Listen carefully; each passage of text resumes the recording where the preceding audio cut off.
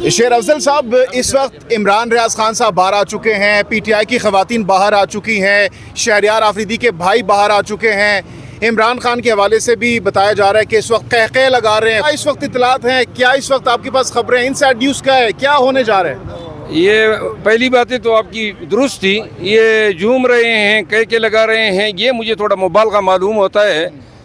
खान साहब जो हैं वो वर्कर की हालत, कल एक वकील मिलकर आए थे, उन्होंने बताया था कि खान साहब अंदर से कहकह लगा रहे हैं। नहीं, मैंने ये बात पहले की थी, लेकिन जब से ये बात फारूक का बेटा मरा है अमार, तब से खान साहब जो हैं बहुत शदीद टेंशन में हैं और इंतहाई परेशान हैं, और मेरा ख्याल है बार बार उसका जिक्र करते हैं।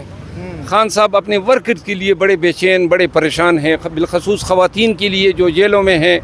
तो इसके अलावा वो कहते हैं मैं तो भुगत लूँगा जो भी मुझ पे आए, मुझे अपने वर्कर्स की बिलखसूस ख़वातीन की बड़ी फ़िक्र है। इमरान रियाज वापस आए, इस हवाले से क्या ये ताज़ा हवा के झोंके हैं, पीटीआई को रिलीफ मिलने जा रहा है, क्या ये सिग्नल्स हैं, ग्रीन सिग्नल्स मिल रहे हैं आप लोगों को? देखिए, कोई ग्रीन सिग्नल नहीं है। अगर एक शख्स अगवा हुआ है और अगवा होने के बाद अपने बच्चों के पास आया है, तो ये आप इसको रिलीफ कह रहे हैं। एक ज़ल्म था जिसका कंटिन्यू करना ख़त्म किया गया।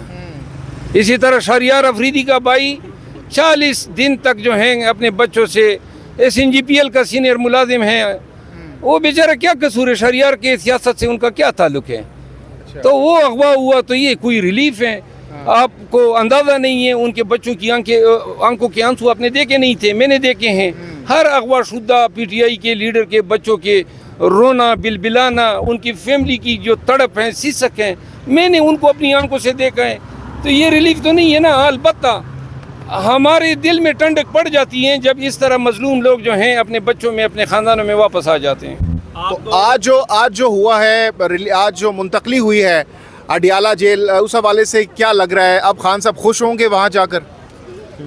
ये देखें, ये हक था उनका। सवाल ये पैदा होता है कि आज 50 दिन के बाद ये फैसला क्यों हो रहा है? जब कानून ही नहीं था तो पहले दिन इनको अडियाला में रखना चाहिए था। इनके कानून को समझना या इस लाकानूनियत को ख़त्म करने के हमें 50 अयाम खान के जो हैं अटक जेल में जो हैं देने पड़े हैं। ये किस तरह, मतलब ये वकला, इनके पास कानून है, लिखा हुआ है, किसी कानून में ये नहीं था कि ये इनको अटक जेल में रख सकते थे। आज ये हमारी विंडिकेशन है ना। ये केस जब मैंने दायर किया चीफ साहब के सामने, मैंने कहा कि जी ये सरकारी वकला में कोई एक कानून आपको जनाब के सामने ले आए कि जी ये शिक है, ये कहती हैं कि ये रख सकते हैं। तो जी कब तक खान साहब को बाहर निकलते हुए दिखाई दे रहे हैं आपको? आपको क्या लग रहा है? मुझे तो ये लग रहा है कि जो हमारे हालात हैं, हमें शायद खान को निकालने के लिए आज हमें सुप्रीम कोर्ट जाना पड़े। आज थोड़ी सी उम्मीद मेरी बंदी है हाई कोर्ट से, जो आज हुआ है, चीफ साहब ने हमें रिलीफ दी है और हम शुक्रगुजार हैं। गरचे हमें हमारा हक मिला है, हम अपने हक के लिए भी लोगों का शुक्रिया अदा करते हैं।